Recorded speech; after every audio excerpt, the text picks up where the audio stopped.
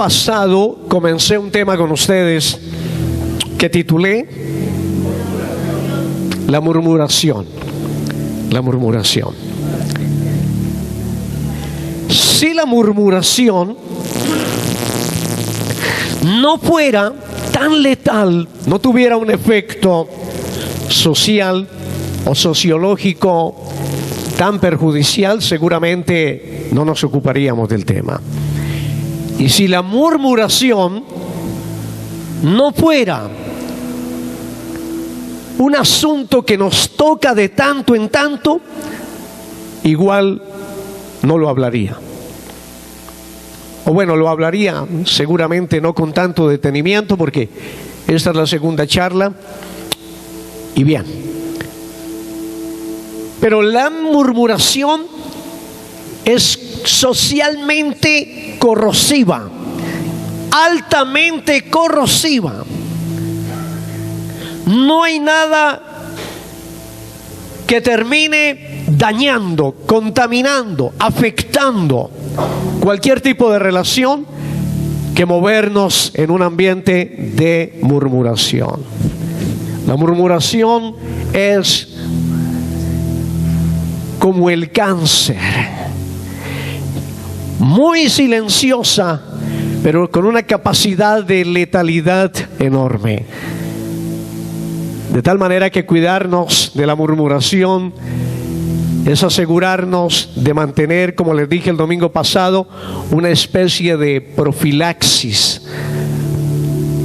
Es mantener una actitud preventiva frente a situaciones que pueden ser devastantes o devastadoras.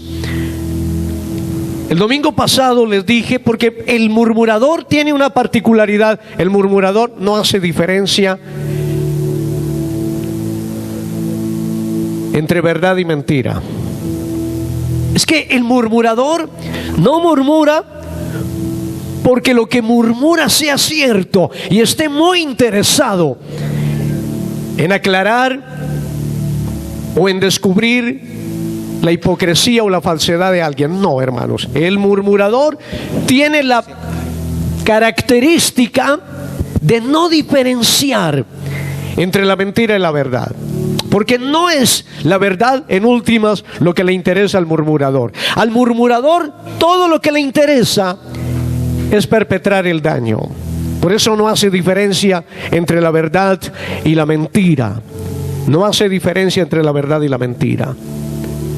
Ahora, el murmurador solo necesita tres cosas. Tres cosas necesita el murmurador. Lo primero que el murmurador necesita es tener una sospecha. Los murmuradores son altamente sospechosos. Ellos dicen que son intuitivos. Ellos dicen que son intuitivos. No son intuitivos. No, ellos necesitan, número uno, tener una sospecha. Número dos, necesitan una buena imaginación. Tener una buena imaginación. Y número tres, tener una víctima. Esos tres aspectos son importantes en el murmurador.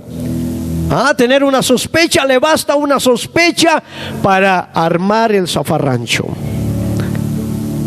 Sospecha, imaginación y víctima.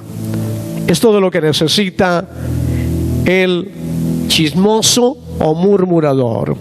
Sí. La murmuración no importa. Entonces, le digo que la murmuración no importa sobre la información, no es el punto esencial para ello, sino poder generar el conflicto. Porque el murmurador es un incendiario. El murmurador es un incendiario. Es el que caza la pelea. Es el que provoca la riña. Es el que desestabiliza cualquier ambiente, cualquier ambiente. Yo les decía entonces que el murmurador solo necesita tres cosas. Número uno, Número 1, una sospecha. Número 2, una buena imaginación. Y número 3, una víctima. Ahora permítanme, hermanos, les voy a compartir, antes de ir al texto bíblico, permítanme, les voy a compartir tuvimos una experiencia. Escúchenme bien. Hablo de la mía más que de la suya. Bueno, la suya es la suya y no la conozco. Y si se la averigua, entonces paso por chismoso. Entonces le hablaré de la mía. Mis amados hermanos, ustedes saben que yo soy viudo y vuelto a casar. Cuando yo pastoreé en Tuluá, en la ciudad de Tuluá, pastoreé por 5 años. Quien es ahora mi esposa fue mi secretaria. Era una iglesia muy bien organizada, una iglesia con todas las oficinas y con todo lo que se necesitaba allí. Y mi esposa era mi secretaria. La que es mi esposa ahora fue mi secretaria en ese tiempo. Dios sabe con cuánto respeto manejé yo esa relación como su jefe para ella. Pero resulta, hermanos, que nos trasladaron para la ciudad de Ibagué. Y aquí enfermó mi primera esposa. La llevamos a Medellín porque en ese tiempo no existían otras EPS diferente a el Seguro Social. La atención por el Seguro Social muy precaria en ese tiempo. Bueno, yo nunca conocí una buena atención médica por cuenta del Seguro Social en ese tiempo. Algunos tendrán muy bonito recuerdo, y esto no es una murmuración. Algunos tendrán un bonito recuerdo del Seguro Social. Yo no tuve una buena experiencia. Mi esposa enfermó, la llevamos a Medellín por petición de mis suegros, los papás de ella, para que recibiera una mejor atención médica. Y cuando llegó a Medellín, entonces, como el Seguro Social estaba zonificado, colocaron cualquier tipo de problemas porque mi esposa pertenecía a esta zona, es decir, yo estaba afiliado a esta zona, Tolima, Huila, bueno, estaba zonificado y hubo problemas con eso. Entonces mi suegro me dijo: ¿por qué no vienes directamente y tú enfrentas la situación? Porque yo estaba aquí con los niños. Mientras mi esposa estaba muy delicada de salud en Medellín, yo estaba aquí al cuidado de los niños. David y Jonathan eran muy pequeños. Finalmente nos desplazamos todos. Me desplacé con mis hijos a Medellín y comencé a atender la situación allí. O comencé a atender la situación, no, hermano. Yo llegué un domingo allí, temprano, con el ánimo de comenzar la gestión el lunes, y el domingo por la noche mi esposa se agravó, y el lunes en la mañana murió. Mis amados hermanos, de Tuluá se desplazó una comisión de hermanos muy queridos, y entre ellos iba Luz Nidia, la que es mi esposa hoy.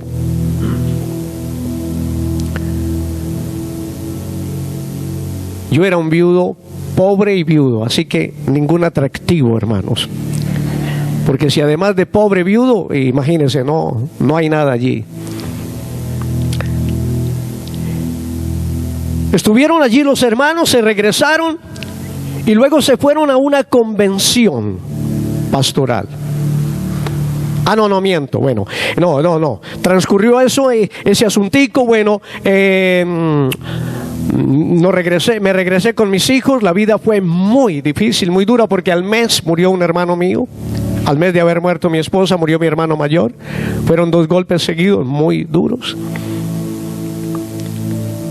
Finalmente, yo cargué un año con la soledad, con la crianza de mis hijos solo, y vi la necesidad de formar un nuevo hogar. Necesitaba una mujer muy valiente que se le midiera un viudo sin plata y con 2 hijos para criar. Y resultó una mujer muy valiente. Y finalmente eso tiene toda una historia muy bonita detrás, un fondo bonito, pero ya si se los cuento no tiene sentido ahora en este momento. ¿A dónde quiero llegar? Recién casados, escúcheme bien, yo pertenecía a una denominación. Recién casados, se dio una convención en el Valle. No recuerdo si fue en Palmira o en Cali.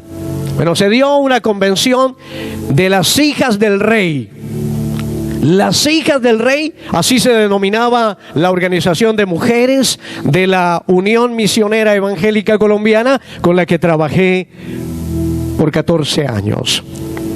Las hijas del rey se reunieron a una convención. Y una de las hijas del rey, una de las princesas, se le ocurrió, dio los 3 pasos. Paso número 1, sospechó. ¿Qué sospechó? Que si yo no había buscado otra mujer que no hubiera sido mi antigua secretaria, es porque yo había tenido algo con ella. ¡Qué deducción! Porque el murmurador tiene una imaginación a veces lógica.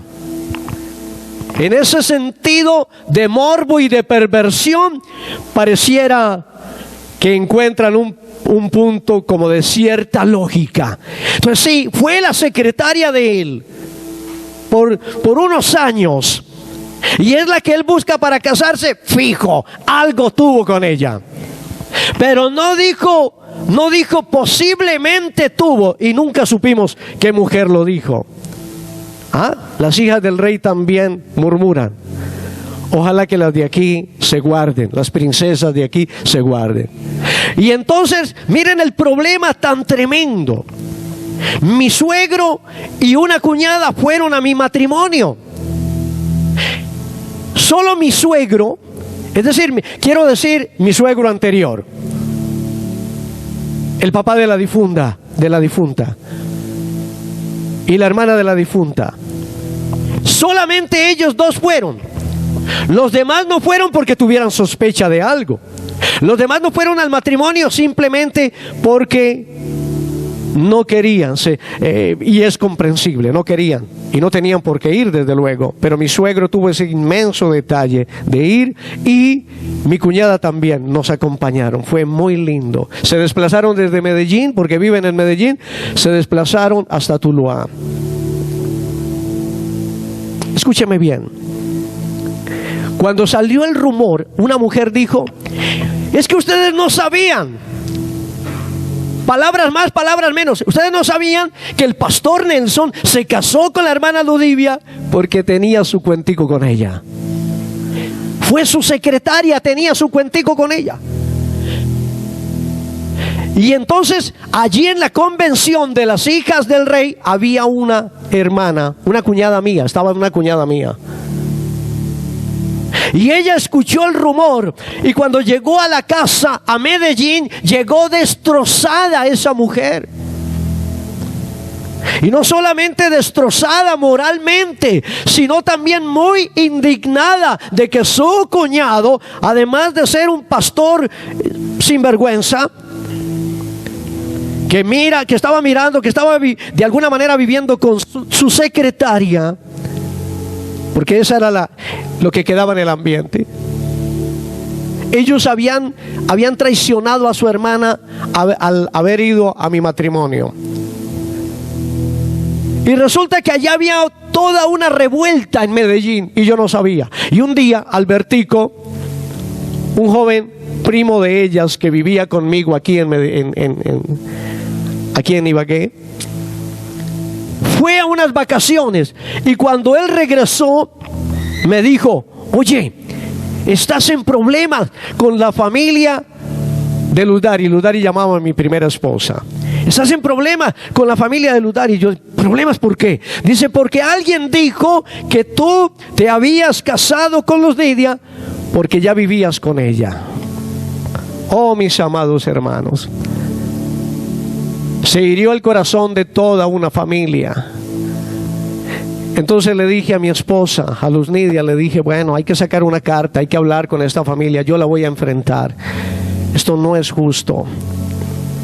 Ustedes no saben cuántas lágrimas, cuántas tristezas pasamos por cuenta de alguien, de una mujer que sospechó, que imaginó y que me ubicó como víctima.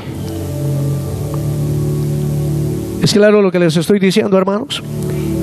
Hola. Ese es el problema enorme. ¿Cuánto daño se hace? Mis amados hermanos, ¿cuánto daño se hace? La historia está llena de víctimas por cuenta de la murmuración. Así que a la murmuración no le importa, o al murmurador, el tipo de información. No le importa su contenido. No. Sino involucrar a muchos dentro de su comentario. Una dama se presentó ante la corte del rey Federico el Grande de Prusia. Esa mujer se presentó ante la corte y le dijo: Su Majestad, mi esposo me trata muy mal. A lo que le responde el rey: eso no es asunto mío. Y entonces ella seguidamente le dice: pero Su Majestad, es que mi esposo también habla mal de usted. Y entonces el rey le dice: eso no es asunto suyo. Mi amado hermano, esa es una buena manera para contener al murmurador, al chismoso. Saben, mis amados hermanos, como la historia está llena no solamente de experiencias personales, sino que además escrituralmente encontramos situaciones acerca de la murmuración y lo que ésta dejó. Y entendiendo la importancia de guardarnos en ese sentido, el apóstol Pablo, escribiendo a los Corintios, mis amados hermanos, escribiendo a los Corintios, el apóstol Pablo les exhorta en su primera carta, les exhorta recordándoles que la murmuración no ha cambiado en sus efectos, no ha cambiado en su letalidad, no ha cambiado en lo devastadora que puede resultar. Y el apóstol Pablo, escribiendo esa primera carta a los Corintios, les advierte a guardarse de esa parte. Pablo les recordó a los Corintios que entre los pecados que marcaron la desgracia del pueblo de Israel en el desierto y que impidieron el ingreso de toda una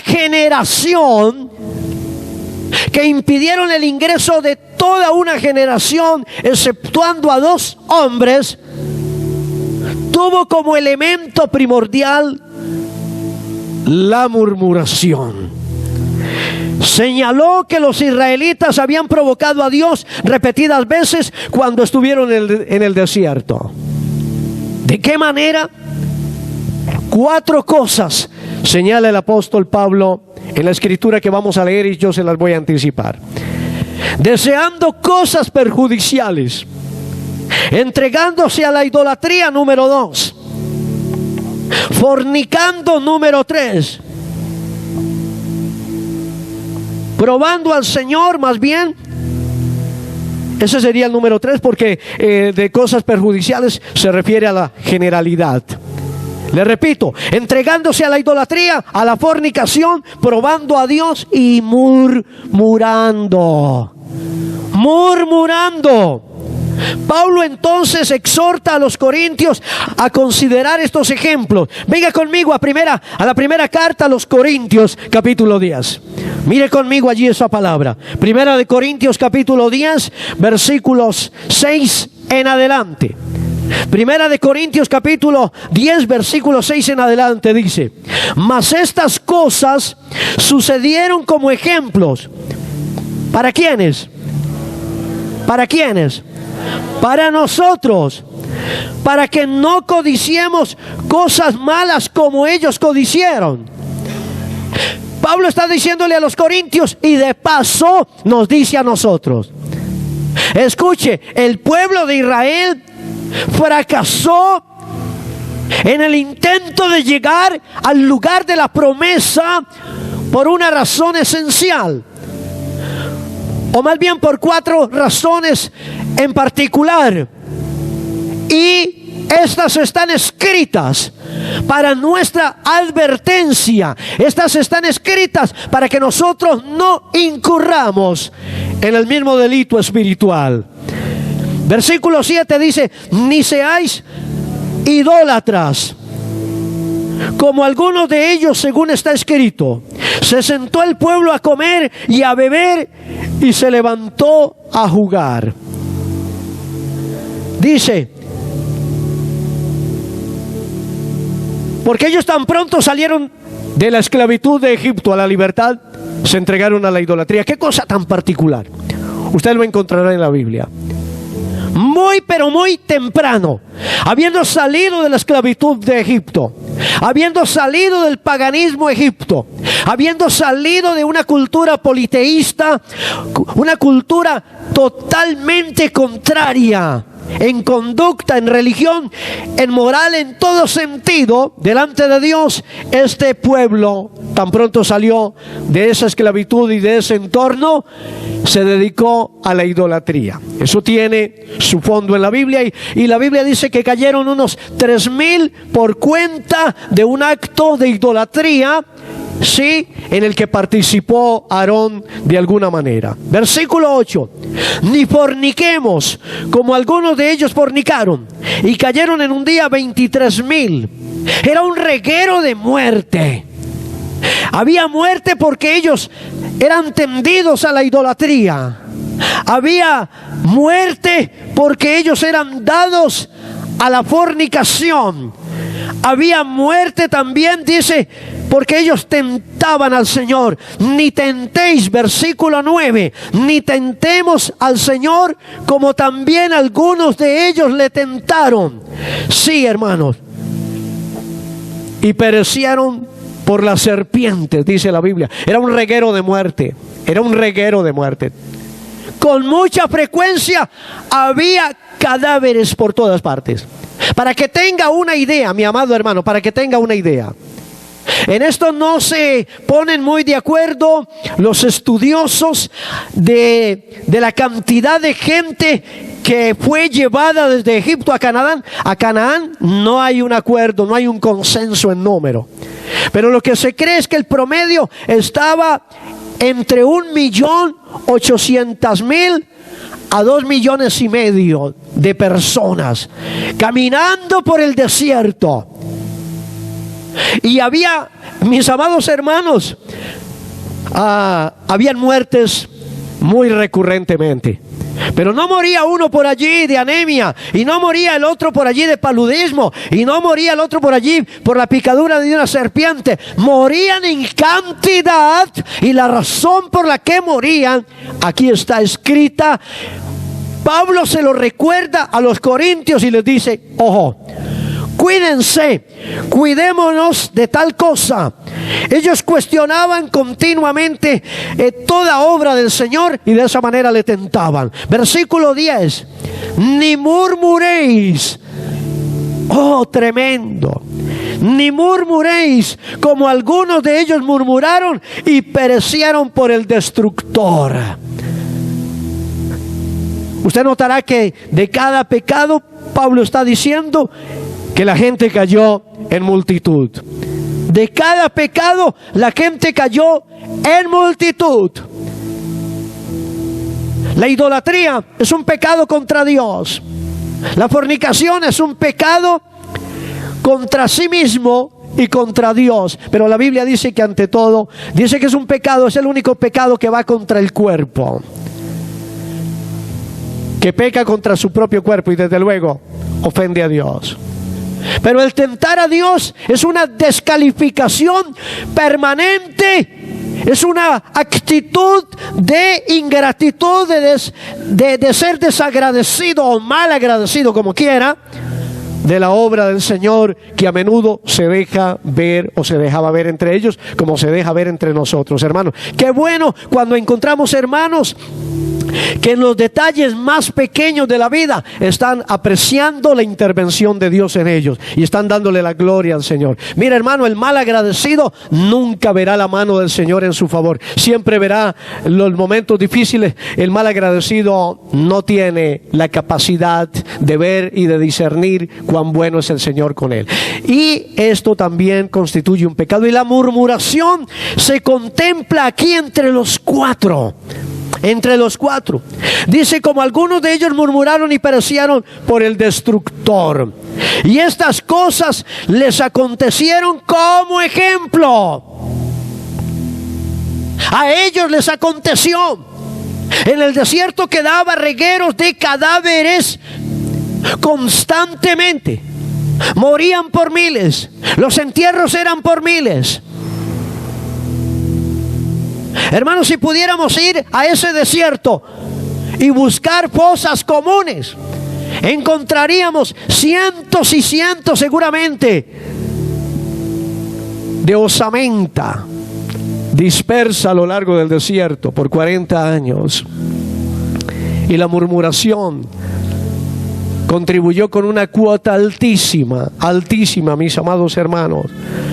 Y estas cosas acontecieron como ejemplo para la iglesia. Iglesia, tenemos que aprender de la historia.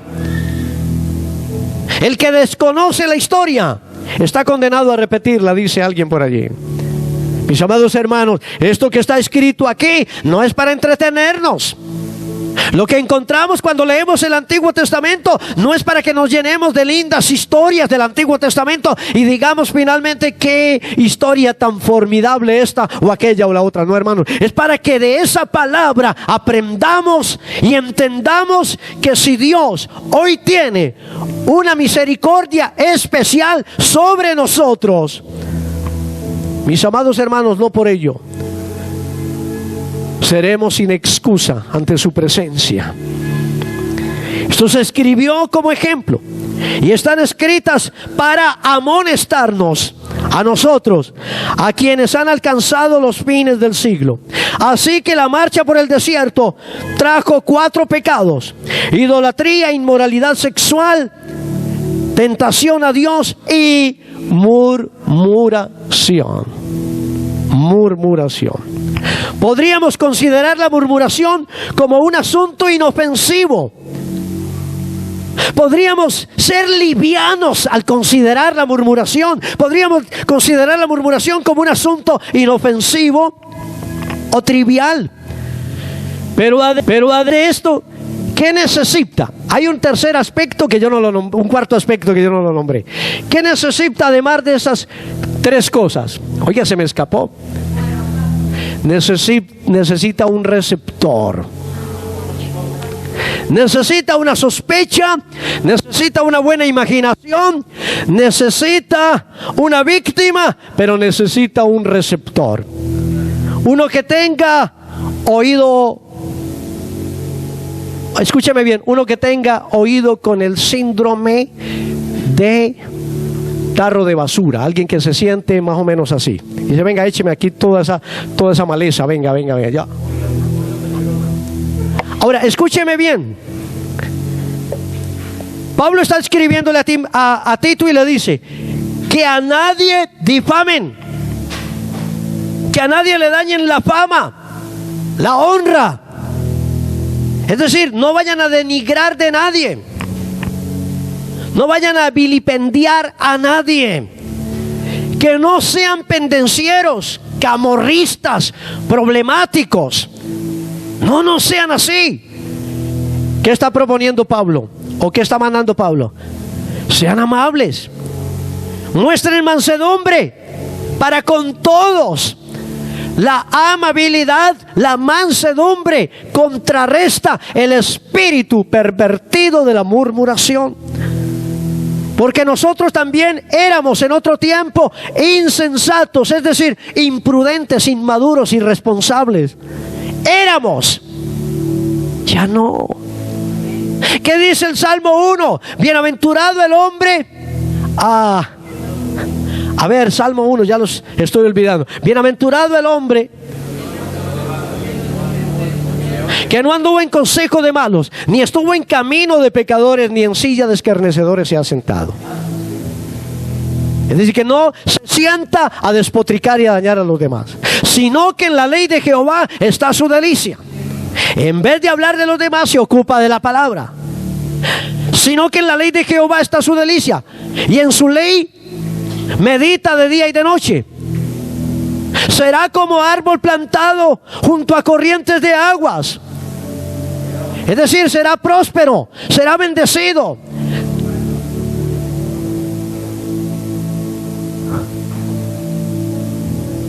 Eso es el justo. No difama, no daña, es amable, no es insensato, como en otro tiempo éramos, o rebeldes, extraviados, esclavos de concupiscencias y deleites diversos, viviendo en malicia y envidia, aborrecibles y aborreciéndonos unos a otros. Los murmuradores crean contienda, naturalmente crean contienda. Mira lo que dice Proverbios 26:20. Dice así: sin leña se apaga el fuego, y donde no hay chismoso, cesa la contienda. Ustedes conocen personas incendiarias que viven en una familia, y cuando esa persona se va a lejanas tierras, la gente de esa casa dice: por fin vivimos en paz. ¿Ha tenido esa experiencia? Oh, por fin vivimos en paz. Claro que cuando el otro llama, a lo mejor le dirá: lo extraño un poquito. Lo que se nos dice en este versículo es que el chismoso es generador de conflicto. Es generador de conflicto. Es un contaminador en cualquier ambiente. Alguna vez yo les contaba a ustedes, hermanos, que tenía una perrita callejera que la recogimos, una negrita que luego la llevamos por donde la finca de Floralba, y por allí la dimos en adopción. Y esa perrita era una perrita muy particular. La llamábamos, la negra. Y luego la negra salía. Cuando la negra salía, escúcheme bien, cuando le abríamos la puerta, la negra salía y ella se desesperaba. ¿A dónde arremeto? A ver, ¿hacia dónde? Y de repente allá, terminando la cuadra arriba, iba una persona caminando. Ella se iba con todo. Sí, si alguien estaba por el parque, porque vivíamos frente a un parque, y la negra veía, una vez le abríamos la puerta, veía a esa persona en el parque, se iba así, y por ahí a los 5 metros le metía carrera, le ladraba, pero ella tenía que salir a pelear. El síndrome de la negra. Así lo dejé, el síndrome de la negra. La negra no salía en paz. La negra tenía, y me metí en problemas, por eso tuve que regalarla. Porque la negra salía a ver con quién. Y cuando porque no había gente ni abajo, ni arriba, ni en el parque, ella se desesperaba y comenzaba a ladrar. Se iba para ese tierrero y comenzaba a escarbar y a ladrar. Hay muchos con el síndrome de la negra. Buscan un objetivo, miran aquí, miran allá, a ver para dónde corren y a quién por lo menos le gruñen. Mis amados hermanos, el murmurador es hipócrita. Ahora, ¿usted cree que la persona hipócrita es desagradable? La persona hipócrita es muy agradable. Es muy agradable. Es muy suave. Mis amados hermanos, es uno que finge Un hipócrita es uno que finge tener una cualidad o un sentimiento que no tiene. Proverbios capítulo 11, versículo 9 y 10 dice: el hipócrita con la boca daña a su prójimo. Ahora, ¿cómo hace el hipócrita para dañar a su prójimo? ¿Sí? Porque yo aquí estoy al lado de Luisito y con Irma aquí a un lado. Entonces yo miro a Luisito a cierta distancia y le mando un saludito y le mando una señal de abrazo, pero aquí agacho la boca para hablarle a Irmita de Luisito. Esa es la conducta típica del hipócrita. Dice: mas los justos son librados con la sabiduría. Ahora, ¿qué contrasta aquí el proverbista? La hipocresía con la sabiduría, la astucia, la vileza con la prudencia. El chismoso es disociador. El chismoso es disociador. Proverbios capítulo 16 versículo 28 dice: el hombre perverso levanta contienda y el chismoso aparta a los mejores amigos. El chismoso aparta a los mejores amigos. Ustedes saben cuántas amistades se han roto, se han dañado, cuántas amistades se han echado a perder porque alguien vino a envenenar una de las partes. Buenos amigos dejaron de ser un día, y esa fue la razón. Toda nueva información le resulta provechosa al chismoso. Mira, hermano, cualquier información nueva que usted le dé al chismoso es como echarle combustible a una flama, a una llama. Mis amados hermanos, el chismoso es muy sutil. El murmurador es muy sutil. ¿Cómo se acerca a usted? Le dice: mira, venga, te tengo una chiva. Te tengo una chiva. Mis hermanos, yo tengo mucho respeto por los periodistas, por el periodismo en términos de profesión. Cualquier profesión es válida y es buena, y cualquier profesión en manos de un profesional inescrupuloso pues tampoco es buena. Pero yo siempre he dicho, y me respetan, me perdonan hermanos, si esto suena como un irrespeto, pero yo a veces le digo, y he charlado con comunicadores profesionales, les digo: oye, esa es la profesión que podría llamarse el chisme profesional, el chisme con título. ¿Sí? Además, porque así se anuncia. Les tenemos el chismecito del día, y allí están muchas personas frente a la televisión atentas. ¿Cuál es el chismecito del día? Le tengo una nueva chiva, te tengo la última. Y entonces lo escucha, el otro lo escucha, y cuando termina de escucharlo dice: ¿y tú qué piensas? Y el otro dice: bueno, cuando el río suena. Cuando el río suena. Mira lo que dice Proverbios 20, 19. El que anda en chismes descubre el secreto. Hermano querido, no te entremetas pues con el suelto de lengua. ¿Usted conoce la persona que es aligerada de lengua? Si conoce la persona que es aligerada de lengua, manténgase a distancia. Es muy peligrosa, nada recomendable. El chisme tiene la característica que va aumentando, es como una bola de nieve, va aumentando el contenido de la información en medida que pasa de boca en boca. ¿Ha jugado alguna vez al teléfono roto? Bueno, el chisme y la murmuración es algo parecido. Yo se lo cuento a mi hermano y mi hermano se lo cuenta al otro, y cuando ya va en el cuarto, eso ya es severo paquete. En la medida en que va de boca en boca, crece el contenido. ¿Sabe que hay un gusto morboso de reciprocidad? Escúcheme bien esto, porque esto es importante que me lo atiendan esta mañana. Hay un gusto morboso de reciprocidad entre la lengua del chismoso y el oído receptor. No vaya a creer que aquí el problema es solamente del que habla. Muchos no hablan, pero cómo les gusta atender con tinto el bochinche. Y seguramente no hablarán mucho, pero de traguito en traguito de café van pasando, ¿sí? Algo que para ellos es agradable, pero que es amargo en su consecuencia, mis amados hermanos. Es tan enfermo el que murmura como el que se sienta a escucharle esa basura. Es tan pecador el uno como el otro, es tan dañino el uno como el otro, a menos que el receptor tome medidas frente al chisme. Porque mira lo que dice Proverbios capítulo 17 versículo 4: el malo está atento al labio inicuo. Está atento, está escuchando el labio inicuo. ¿Quién? El malo.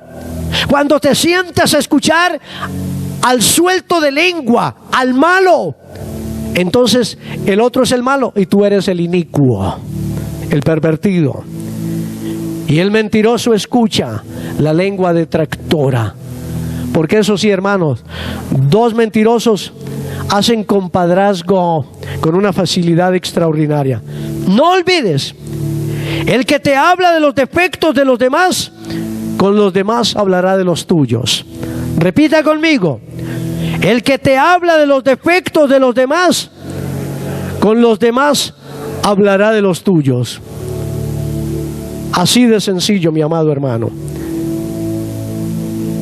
Es un mercado de demanda y de oferta. Las personas murmuradoras existen por culpa de la atención que usted y yo les damos. Si los ignoramos, su extinción será inminente.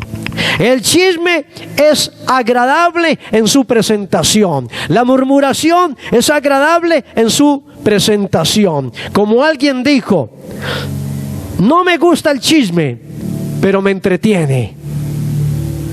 No me gusta, pero me entretiene. Mira lo que dice Proverbios 18:8. Las palabras del chismoso son como bocados suaves. Las palabras del chismoso son como bocados suaves y penetran hasta las entrañas. ¡Qué tremendo! La murmuración es un pecado, escúcheme bien, grave, que socava la comunión, rompe la unidad y genera un ambiente de desconfianza. Y termino aquí con Colosenses capítulo 3 versículo 13 y 14, que dice así: soportaos los unos a los otros. ¿Hay algo que no te gusta del hermano? Búscalo, háblale, no lo murmures, búscalo, enfréntalo. ¿No tienes la capacidad de enfrentarlo? ¿O ya lo enfrentaste y no cambia? Entonces la Biblia te dice: sopórtalo. Pero pastor, sopórtalo. No lo murmures, no lo denigres, sopórtalo. Soportaos unos a otros y perdonaos unos a otros. Soportar y perdonar son elementos claves unos a otros. Si alguno tuviere queja contra otro, de la manera que Cristo os perdonó, así también hacedlo vosotros. Cristo es el ejemplo por excelencia. Y termino con este versículo que dice: y sobre todas estas cosas vestíos de amor, que es el vínculo perfecto. Soporte, perdone y ame. Y esa es una buena medicina para el alma. ¿Lo puede repetir conmigo? Soporte, perdone y ame. Es una recomendación. Tener la capacidad de soportar, tener la capacidad de perdonar, y a pesar de poder amar, esto llega al corazón de Dios. Colócate de pie, mi hermano.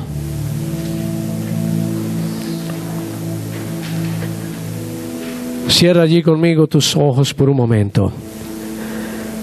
Padre bueno, soberano Dios, quiero darte gracias en esta mañana.